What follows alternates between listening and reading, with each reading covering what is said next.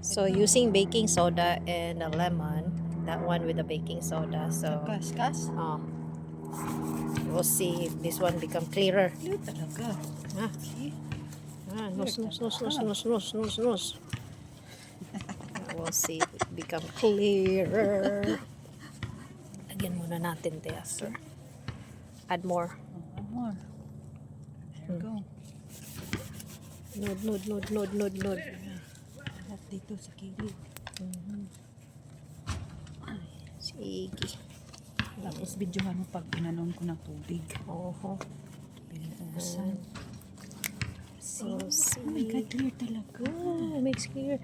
Clear. Ninod-nod mo talaga ng mabuti. Oo. Para, kung tagda isa pa, last na. One more. Para just more clear. Okay. Yeah. Tapos piga-pigain mo yung lemon kasi yung acid niyan nakakatanggal talaga. Oh my God, di ba magpapa dun sa auto shop.